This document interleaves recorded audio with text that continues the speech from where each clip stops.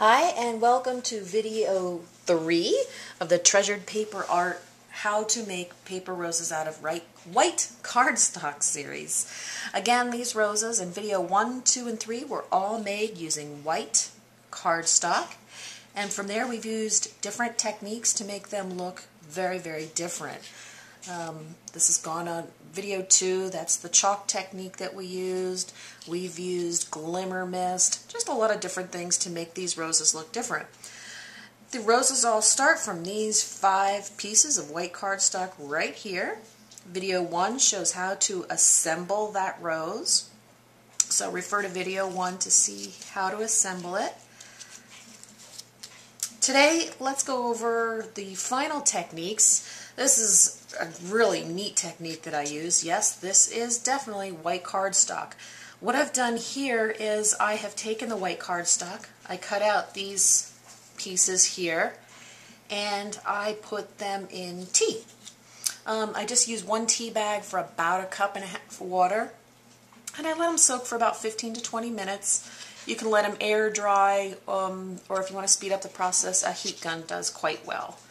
Now this particular one was edged using Tim Holtz Distress Ink in Walnut.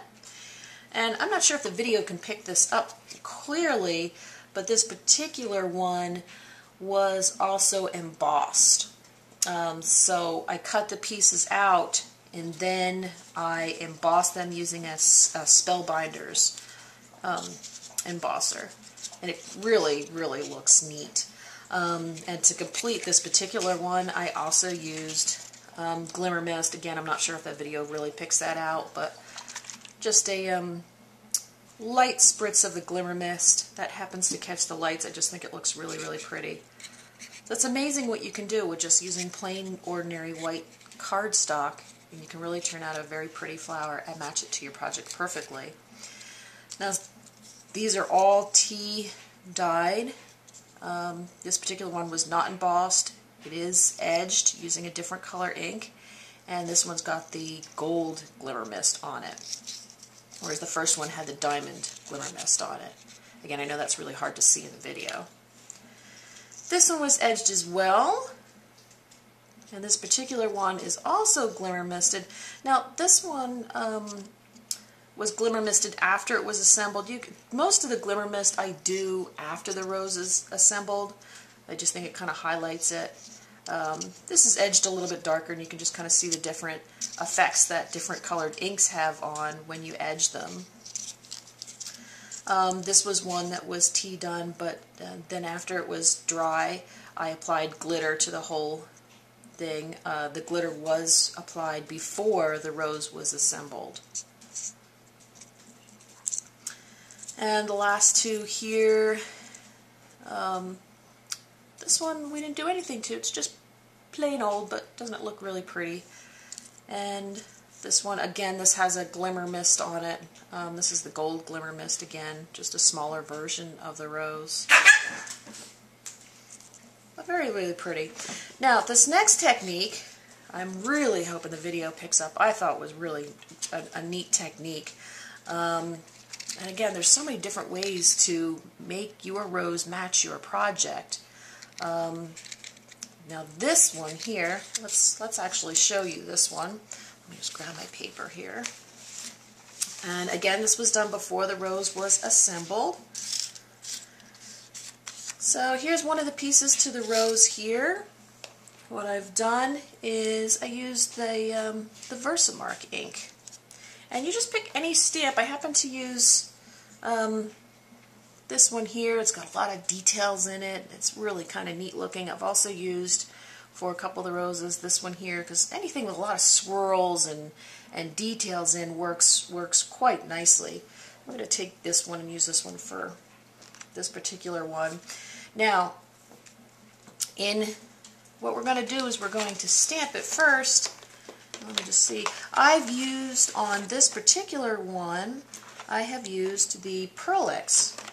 And actually, I had this kind of laying around because I bought it originally to do, oh, here we go, whoop, to use with my clay work, because I do a lot of clay work. And I thought, ooh, let me try it out and see how they look.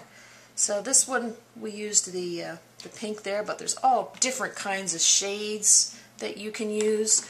A couple of the roses I also used the Perfect Pearls, which worked just as well. Very, very nice. So we're just going to take the stamp, put some ink on there.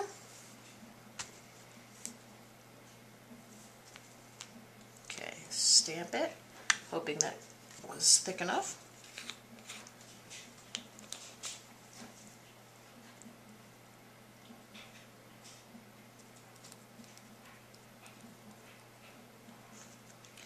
And on this one here, you're going to use a brush, and I just realized I forgot to put the brush on the table.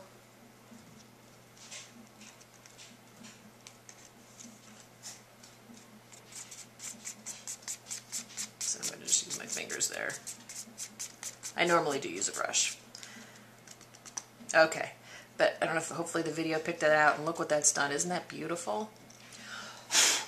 There, just blow away the excess. You can see a little bit extra. What a neat effect that gives. So that's what I've done with the Pearl X powders, and that just gives you such a wide array of colors that you can use, and the patterns just really show up nice on the rose. That's what's done on that rose. We've done it again using this one. This particular one, this rose got a little smushed. We used two different colors. This one was done using the Perfect Pearls in the green and Perfect Pearls in the rust colored. So you can mix colors to come up with a unique combination. This particular one was just the rust in the Perfect Pearls. And this one, we went back to the Pearl X and used a kind of rust colored in the Pearl X one. Really turns out beautiful. I hope you enjoyed the different techniques that I have shown you for the roses. This concludes our rose video series. We do have some additional videos coming up showing some different kinds of flowers, and I've just found a new product to make a different type of rose, and we'll be reviewing that product very shortly. So stay tuned. Thank you. Have a great day.